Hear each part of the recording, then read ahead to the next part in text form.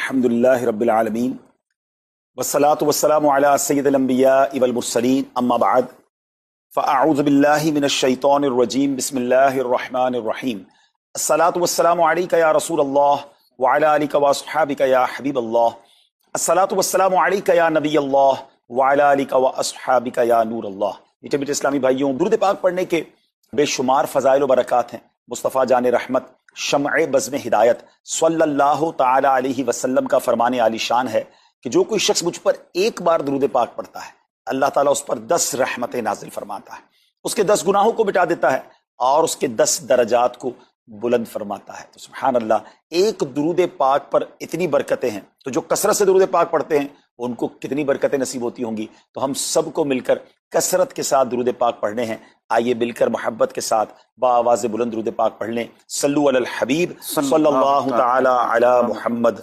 सल्लल्लाहु अलैहि वसल्लम। मीठे मीठे इस्लामी भाइयों, आज जो हमारा बयान का मौजू है कि रमज़ान का इस्तकबाल कैसे किया जाए, रमज़ान की प्रिपरेशन कैसे की जाए। देखिए, हमारे घर पे जब कोई मेहमान आता है, हम उसकी तैयारी करते हैं, उसके लिए हम एक अच्छी यूं समझिए कि प्रिपरेशन करते हैं, और जैसा मेहमान वैसी तैयारी। जिसके लिए दिल में ज्यादा मोहब्बत होती है उसके लिए हम ज्यादा तैयारी करते हैं। तो अब जरा आप सोचिए कि ऐसा मेहमान जो हमारी मगफिरत करवाने आ रहा है, ऐसा मेहमान जो हमें बख्शवाने आ रहा है, तो फिर हमें उसके लिए कितनी कोशिश करनी चाहिए।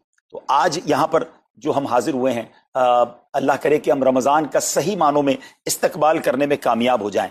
रमज़ान अल्लाह का एहसान है। रमज़ान की अहमियत को समझने के लिए यही काफ़ी है कि प्यारे आका अलैहिस्सलाम फरमाते हैं कि अगर मेरी उम्मत को मालूम होता कि रमज़ान क्या है तो वो तमन्ना करते कि सारा साल ही रमज़ान हो। सुभान अल्लाह। मौला अली शेर खुदा करमल्लाहु तआला वजहुल करीम का ये कौल कितना निराला है। आप फरमाते हैं अगर अल्लाह तबारक व तआला को इस उम्मत को अजाब देना होता तो इस उम्मत को रमज़ान और सूरह इखलास अता ना फरमाता। इसका मतलब क्या हुआ कि ये बख्शवाने, अजाब से बचाने के लिए आ रहा है, रहमतें बरसाने के लिए आ रहा है। कारोबारी लोग भी मुझे सुन रहे होंगे, जिस इलाके में जिस स्टोर पर कोई डिस्काउंट होता है, कोई स्कीम होती है, फायदा होता है, हम उधर पहुंच जाते हैं। रमजान एक ऐसी स्कीम है, रमजान एक ऐसा बेनिफिट देता है कि अहदीस में ये मजमून है कि फर्ज का सवाब 70 गुना कर दिया जाता है, नफल का सवाब फर्ज के बराबर कर दिया जाता है, शैतान को बंद कर दिया जाता है, जहन्नम को ताले लगा दिए जाते हैं, जन्नत के दर खोल दिए जाते हैं। रोजादार के मुंह से जो स्मेल आती है, जो बू आती है, बाजू खत्म कहते हैं यार पेस्ट नहीं कर सके पूरा दिन, मुंह से स्मेल आ रही है, सुनिए ये स्मेल जो है ये अल्लाह के नजदीक मुश्क की खुशबू से भी ज्यादा बेहतर है। अल्लाह अल्लाह। जरा आप गौर तो कीजिए, हर सजदे पर 1500 नेकियां दी जाती हैं, हर सजदे पर सुर्ख याकूत का जन्नत में एक महल बना दिया जाता है। इतनी नेकियां, फिर वो कितना बदनसीब है जो रमजान में भी इबादत ना करे, रमजान में भी अल्लाह को राजी करने में कामयाब ना हो। रोजाना इफ्तार के वक्त 10 लाख गुनाहगार बख्श दिए जाएं, और जनाब हर जुम्मे को जब रमजान में जुम्मा आए तो हर लम्हे 10 लाख गुनाहगार बख्शे जाएं, तो करोड़ों अरबों लोगों की बख्शिश गोया रमजान में होनी है। तो फिर हमें उसकी कैसी तैयारी करनी चाहिए, कितना सवाब कमाने के बारे में सोचना चाहिए। लेकिन यहाँ एक और बड़ी इंपॉर्टेंट बात है, एक तो रमजान में नेकियां करनी है, दूसरा बड़ा काम यह करना है कि हमें रमजान में गुनाहों से बचना है।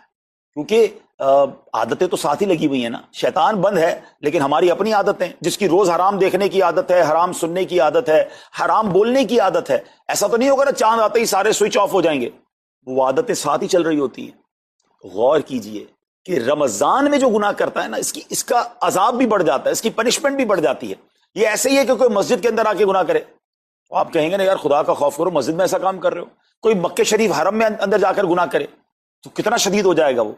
तो रमजान जब इतना मुकद्दस महीना है, इसमें गुनाह करना, इसकी पनिशमेंट भी ज्यादा है। एक बार मौला अली शेर खुदा करमल्लाहु ताला वजहुल करीम ने एक कब्र वाले का हाल देखा, और देखा उस कब्र वाले पर अजाब हो रहा है, और वो चिल्लाने लगा, अर्ज करने लगा, ए अली मेरी मदद फरमाइए, अल्लाह की बारगाह में सिफारिश कीजिए। मौला अली शेर खुदा ने हाथ उठाए, कहे मौला इसे बख्श दे। इरशाद हुआ, ए अली इसकी सिफारिश ना करें।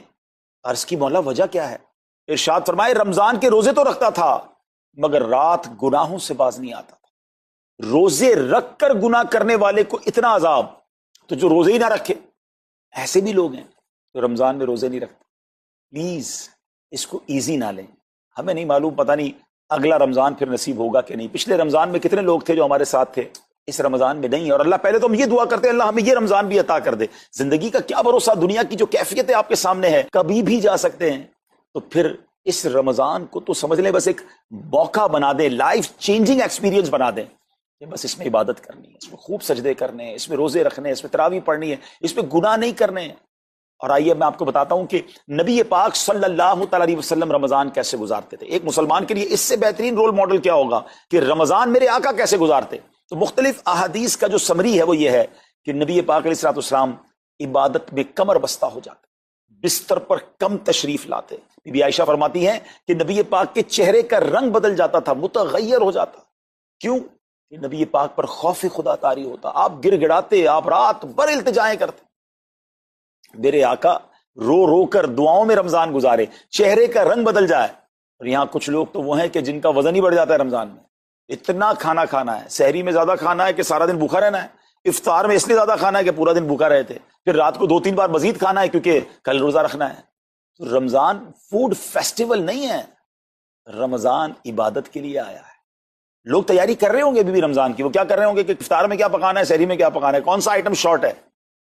نہیں میرے پیچھے اسلامی بات، یہ جو بھوک کا احساس ہے نا روزے میں، اس کی حکمت علماء نے بیان کی ہے کہ بھوک غربت کا احساس دلاتی ہے، فقیری کا احساس دلاتی ہے، بندے کا غرور تکبر بیٹھ جاتا ہے، کتنے نقاہت میں آ جاتے ہیں ہم، ہمت ہی نہیں ہوتی کوئی کام کرنے کی۔ تو یہ احساس دلاتی ہے کہ تیری اوقات کیا ہے، غریب کیسے زندگی گزارتا ہے، فقیر کیسے زندگی گزارتا ہے۔ لیکن کچھ لوگ وہ ہیں جن کو بھوک ہی نہیں لگتی کیونکہ وہ اتنا کھا لیتے ہیں یا پھر سوتے ہی رہتے ہیں۔ روزے کی حکمت یہ نہیں ہے، نبی پاک آنسو بہاتے تھے، آقا کا چہرے کا رنگ بدل جاتا۔ اور پھر بتایا کہ رمضان میں جب جبریل امین نبی پاک علیہ الصلوۃ والسلام کے پاس آتے تو آقا علیہ الصلوۃ والسلام ان کے ساتھ قرآن پاک کا دور فرماتے۔ اور پھر ایک اور نبی پاک کا خوبصورت انداز کہ پیارے آقا ویسے تو سب سے بڑھ کر سخی ہیں، مگر جب رمضان آتا تو نبی پاک کا دریائے سخاوت ایسے بہتا تھا جیسے تیز آندھی، بلکہ اس سے بھی زیادہ۔ اللہ، یہ 3-4 چیزیں آپ نے میں نے پکڑ لینی ہیں۔ آقا علیہ الصلوۃ والسلام کے پیچھے پیچھے جانا ہے نا جنت میں، ہم نے بھی یہ کام کرنا ہے۔ یہ راتیں مانگنے کی راتیں، التجا کرنے کی راتیں، سجدے کرنے کی راتیں ہیں۔ ہمیں تہجد بھی پڑھنی ہے، ہمیں انشاءاللہ نوافل بھی پڑھنے ہیں، اور کم از کم قرآن ایک بار تو پورا انڈرسٹینڈ تو کریں نا۔ تلاوت، ترجمہ، تفسیر کب کریں گے؟ بڑی بڑی ڈگریاں ہیں، بڑے بڑے پاسپورٹ اور جناب بہت سارا سرمایہ ہے، مگر ایک بار بھی قرآن پورا ترجمے اور تفسیر سے نہیں پڑھا ہوگا۔ بہت سارے لوگ ایسے ہیں، ذرا سوچئے نا۔ اچھا یہ مہینہ نزول قرآن کا مہینہ ہے، رمضان اور قرآن کو جو خاص نسبت حاصل ہے نا، تو اس مہینے میں قرآن کو پکڑ لیں۔ ہائے ہائے، اللہ کرے رمضان قرآن کے ساتھ گزرے، ہماری صبح قرآن کے ساتھ ہو، ہماری شام قرآن کے ساتھ، ہم قرآن سمجھنے والے بن جائیں۔ اچھا میں ایک اور بات بتاؤں آپ کو، مہینہ کتنا پیارا، صرف اس مہینے میں قرآن نازل نہیں ہوا، باقی بھی جو 3 آسمانی کتابیں ہیں نا، زبور، انجیل، توریت، یہ بھی رمضان میں ہی نازل ہوئی ہیں۔ اللہ کریم نے ان تمام مبارک کتابوں کو نازل کرنے کے لیے رمضان کا مہینہ منتخب فرمایا، اتنا مبارک مہینہ ہے۔ تو ہمیں خوب اس میں تلاوت قرآن کرنی، اور اب دعوت اسلامی نے کتنا آسان کر دیا، تفسیر قرآن عطا فرما دی صراط الجنان آسان اردو میں، اور پھر جناب اس کو اپلیکیشن پر بھی دے دیا، اس کے PDF بھی جاری کر دیے، ڈاؤن لوڈ کر لیں موبائل میں۔ اب تو آڈیو تفسیر قرآن بھی آپ کو دے دی، اگر پھر بھی سنیں نہ، پڑھیں نہ، قرآن سے دور رہیں تو یہ ٹھیک نہیں ہے۔ پلیز اس رمضان کو قرآن کے ساتھ گزاریے۔ اور پھر جو نبی پاک کا جو سخاوت والا انداز ہے نا، صدقہ و خیرات کرنا، ہر سائل کو عطا فرماتے، تو یہ بھی ہمارا ایٹیٹیوڈ ہونا چاہیے کہ خوب دل کھول کر خرچ کریں۔ سب سے پہلے اپنی پوری زکوٰۃ ادا کریں۔ یہ اتنی بڑی اب بدقسمتی ہوتی جا رہی ہے، ایسا فیل ہوتا ہے دنیا بھر کے تاجران اور لوگوں سے جب ہم ملتے ہیں کہ جس طرح رمضان کے علاوہ بہت تھوڑی تعداد میں مسلمان نماز پڑھتے ہیں نا 5 ٹائم، ایسا لگتا ہے اب زکوٰۃ بھی بہت کم لوگ ہی دیتے ہیں، پوری زکوٰۃ نہیں دیتے، اندازے سے نکال دی، کیلکولیشن کرتے نہیں ہیں۔ اور یہ بھی فیلنگز آتی ہیں کہ زکوٰۃ جتنی بڑھتی جاتی ہے نا، ہزاروں میں جس کی زکوٰۃ ہے وہ دے دیتا ہے، لاکھوں والا بھی شاید دے دیتا ہے، لیکن جب زکوٰۃ ہی کروڑوں میں پہنچ جاتی ہے نا، تو پھر یہ دل پر بھار پڑنا لگ جاتا ہے، ڈیفیکلٹ لگنا شروع ہو جاتی ہے۔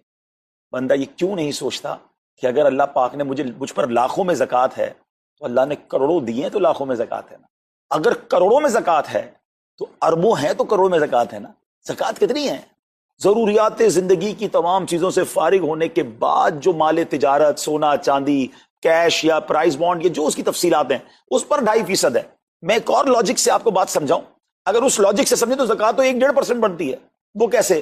ہم سب کے گھر نکل گئے، اس پہ زکوٰۃ نہیں ہے، ہماری گاڑیاں نکل گئیں، اس پہ زکوٰۃ نہیں ہے، جن کی فیکٹریاں ہیں وہ فیکٹریاں بھی مائنس کر دی گئیں، جن کی دکانیں ہیں وہ دکانیں بھی مائنس ہو گئیں۔ اچھا جناب اس کے علاوہ اگر کرائے پہ کچھ پراپرٹی دی ہوئی ہے اس پر زکوٰۃ نہیں ہے۔ اگر ان سب پر زکوٰۃ ہوتی، یعنی جو کچھ میرے پاس ہے ان سب پر ہوتی تو کتنی زیادہ ہو جاتی، اور اتنی ساری چیزیں نکل گئیں تو پھر تو اگر ٹوٹل پر لگائیں تو یہ 1.5% ہی بنتا ہے۔ تو اب جب سب کچھ نکالنے کے بعد تھوڑے سے مال پر 2.5% ہے اور بھی سال میں ایک بار ہے، تو اس کو بھاری نہ سمجھیں، یہ بربادی ہے جو زکوٰۃ نہیں دیتے۔ یاد رکھیے گا حدیث پاک کا مضمون ہے کہ یہ مال کا میل ہے، جس مال سے مل جائے اس مال کو بھی برباد کر دیتے ہیں۔ بربادیاں آتی ہیں، بے سکونیاں آتی ہیں، بیماریاں آتی ہیں، اور آگے جو دے دیتا ہے سبحان اللہ، اس کے بارے میں حدیث پاک میں آتا ہے کہ اپنی زکوٰۃ دے کر اپنے مالوں کو مضبوط قلعوں میں قید کر لو، اپنے مال کو سیکیور کریں۔ لوگ کہتے ہیں انشورنس ہونی چاہیے، آگ نہ لگ جائے، چوری نہ ہو جائے، ڈوب نہ جائے۔ اللہ کے حبیب علیہ الصلوۃ والسلام فرماتے ہیں، جس کا مضمون ہے کہ جب بندہ اللہ کی راہ میں خرچ کرتا ہے نا، تو وہ صدقہ بندے کے ہاتھ سے نکل کر اللہ کے دستے قدرت میں چلا جاتا ہے، اور اللہ کریم تمہارے صدقوں کو پالتا ہے جس طرح تم اپنے جانور کے بچوں کو پالتے ہو۔ بچہ ہوتا ہے نا جانور کا، بڑا ہو جاتا ہے، فرمایا بندہ کھجور کا صدقہ دے گا، اللہ پہاڑ جتنا عطا فرمائے گا، اس دن بھی ملے گا اور ملٹیپلائی ہو کر ملے گا۔ اچھا، جو ادھر خرچ کیا ادھر کیا ملے گا؟ ادھر بھی نبی پاک علیہ الصلوۃ والسلام فرماتے ہیں، جس کا مضمون ہے میں قسم کھا کر کہتا ہوں، یعنی نبی پاک تو جو فرمائے حق ہے۔ اس حدیث میں تو آقا علیہ الصلوۃ والسلام قسم اٹھا رہے ہیں کہ میں قسم کھا کر کہتا ہوں کہ اللہ کی راہ میں خرچ کرنے سے مال کم نہیں ہوتا، نہ ادھر کم ہونا ہے اور ادھر بھی ملنا ہے، تو پھر تو سودا کتنا نفع والا ہے۔ اور یہ آپ چیک کر لیں، پوری دنیا میں جہاں مجھے سنا جا رہا ہے کہ جو لوگ پوری زکوٰۃ دیتے ہیں نا، ان کا مال ملٹیپلائی ہوتا ہے، اگلے سال زیادہ زکوٰۃ دے رہے ہوتے ہیں۔ زیادہ زکوٰۃ کیسے ہو گئی؟ کیونکہ مال بھی بڑھ گیا، تو ادھر بھی بینیفٹ ہے، ادھر بھی بینیفٹ ہے، نقصان کا سودا ہی نہیں ہے۔ پھر چاہتے ہو بلاؤں سے بچ جائیں، تو روایتوں کا مضمون ہے کہ صدقہ بلا اور بندے کے بیچ میں آ جاتا ہے، بلا اترتی ہے، صدقہ روک لیتا ہے، لڑائی کرتا ہے اس سے، اور بندے پر بلائیں اور پرابلمز اور ڈیفیکلٹیز آنے سے اسے روکتا ہے۔